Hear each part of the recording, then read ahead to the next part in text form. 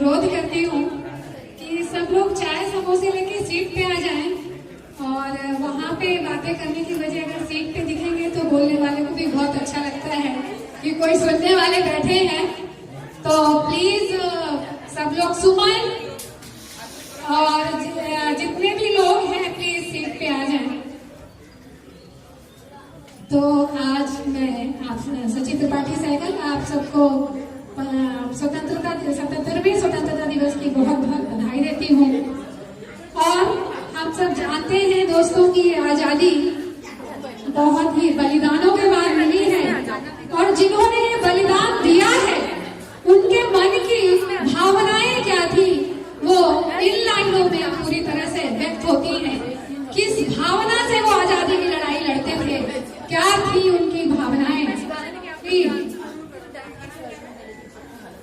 मेरे लहू का कतरा कतरा इंकलाब लाएगा, मेरे लहू का हर कतरा इंकलाब लाएगा। मैं रहूं या ना रहूं, मैं रहूं या ना रहूं, मेरे बाद मेरा ये वादा है तुझसे, मेरे बाद मरने वालों का सैलाब आएगा, मेरे बाद वतन पे मरने वालों का तेरा सैलाब आएगा। तो इस तरह की भावनाएं थी हमारे स्वतंत्रता सेनानियों के अंदर, जिन्होंने आजादी की ज्योति को जलाए रखा, अपने प्राणों की आहुति देकर भी उसको हमेशा आगे, हमेशा राष्ट्र प्रेम को, देश प्रेम को आगे रखा। इस तरह के हमारे थे स्वतंत्रता सेनानी, आजादी के दीवाने। तो आज इस स्वतंत्रता दिवस पर मैं आप सबके सामने भारत की एक वीर बेटी की कहानी लेके आई हूँ, जिनका नाम था रानी अवंतीबाई। आप लोगों ने सुना है क्या रानी अवंतीबाई के बारे में? तो कुछ लोग ही शायद उन्हें जानते हैं, मैं उनका थोड़ा परिचय दे देती हूँ। रानी अवंतीबाई मध्य प्रदेश के मंडला जिले में सिवनी नामक स्थान में रानी अवंतीबाई जी का जन्म हुआ था और युवा होने के बाद उनका विवाह रामगढ़ के राजा विक्रमादित्य लोधी से हुआ और दुर्भाग्यवश विक्रमादित्य लोधी की राजा विक्रमादित्य लोधी की अल्पायु में ही मृत्यु हो जाती है और यहीं से शुरू होती है रानी अवंतीबाई की संघर्ष की कहानी। जब तक मुसीबतें नहीं आती तब तक हम अपनी शक्तियों को नहीं पहचानते, तो जब मुसीबतें आती हैं तो आप अपनी सारी शक्तियों को पहचान जाते हैं।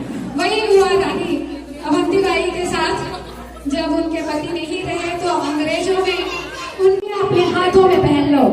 उनके इस पत्र ने आसपास के सभी लोगों को की आत्माओं को झंझोर कर रख दिया और एकत्र होने के लिए एक प्रेरणा बना उनका ये पत्र।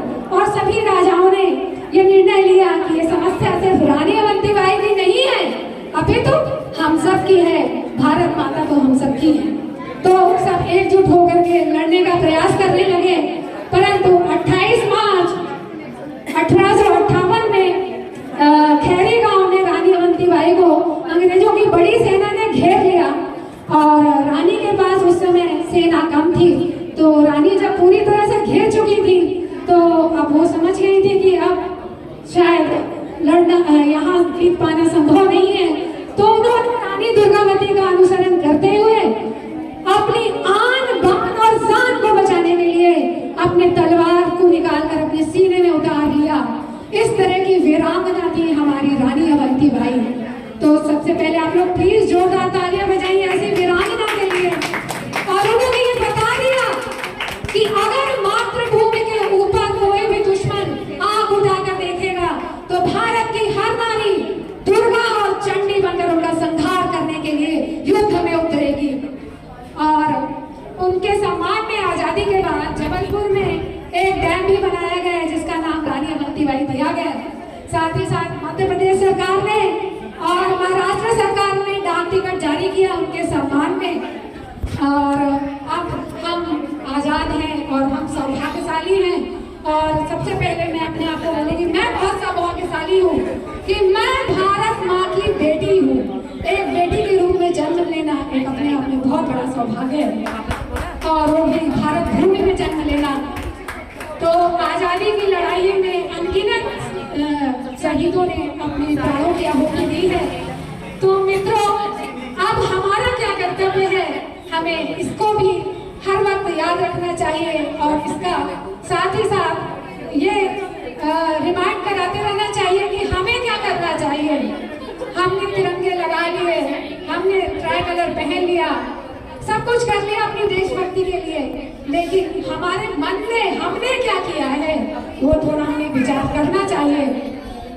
देखिए, मुझे बताइए आप सब कि अगर गांधी, नेहरू और जितने भी आप क्रांतिकारी शहीदों को जानते हैं, अगर सिर्फ वो लोग आजादी की लड़ाई लड़ते तो क्या हम आज आजाद हो पाते? नहीं। क्यों? क्योंकि जब तक सबका सहयोग, सबका साथ, सबका विकास, जब तक सबका साथ नहीं मिलेगा तब तक विकास संभव नहीं है। किसी भी समस्या का समाधान अगर वो सामाजिक समस्या है तो सबके साथ ही हो सकता है, इंडिविजुअल नहीं हो सकता। तो इस बात को हम सबको समझना चाहिए कि अगर समस्या सामाजिक है तो साथ भी सामाजिक होना चाहिए, सबका साथ होना चाहिए। तो आइए इस स्वतंत्रता दिवस पे हम ये शपथ लेते हैं कि हम अपने मन से, अपने वचन से और अपने कर्मों से किसी को आहत नहीं करेंगे और सदा सबका सहयोग करने की कोशिश करेंगे। यही हमारी सच्ची श्रद्धांजलि होगी अपने स्वतंत्रता सेनानियों के लिए। और जाने से पहले मैं आप सबसे एक रिक्वेस्ट करती हूँ कि आप सब आसपास में जो भी आपके पास में उनका हाथ पकड़े और मेरे साथ दो बोल गुनगुनाएं। सरिता मैम, मोनी दीपा मैम, अपने सब लोग एक दूसरे का हाथ पकड़े प्लीज। और जो मैं बोलने वाली हूँ आप सबको पता होगा, वो अच्छा है कि हिंदी में है वो। मेरे साथी साथ निभाना, मेरे साथी साथ निभाना, भारतवासी साथ निभाना, एक अकेला थक जाएगा मिलकर बोझ उठाना, मेरे साथी साथ निभाना। तो ये है हमारी एकता जिसे हमें बनाए रखना है और भारत को अखंड राष्ट्र बनाए रखना है। यही वो देश है जिसके इतने लोग शहीद हुए हैं। और क्या स्वप्न देखा होगा उन्होंने? यही स्वप्न देखा होगा कि भारत हमेशा एक रहे, अखंड रहे। और जाने से पहले एक बार मैं फिर उन दो शहीदों के लिए, उन सबसे सभी शहीदों के लिए दो शब्द बोलना चाहती हूँ। भूल न जाना तुम भारत माँ के सपूतों का बलिदान, भूल न जाना तुम भारत माँ के सपूतों का बलिदान। इसी दिन के लिए जो हुए थे हंसकर कुर्बान, इसी दिन के लिए जो हुए थे हंसकर कुर्बान। अब कुर्बान कैसे हुए थे? अपने मूंछों को तान करके और पूरी तरह से जय हिंद के नारे लगाते हुए जाते थे। जब उन्हें फांसी दी जाती थी कहीं कोई चेहरे में सिकन नहीं होती थी और बस यही होता था कि भारत माता की जय और भारत माता की जय। तो आओ मिलकर सब मिलाएं, मनाएं आजादी की खुशियां और बनाएं हम भारत देश को और भी महान, और भी महान। अब मैं आप सबसे रिक्वेस्ट करती हूँ, सुंदर सर अगर आप तक आवाज जा रही है तो प्लीज सभी लोग मिलकर मेरे साथ 3 बार भारत माता की जय बोलेंगे और 3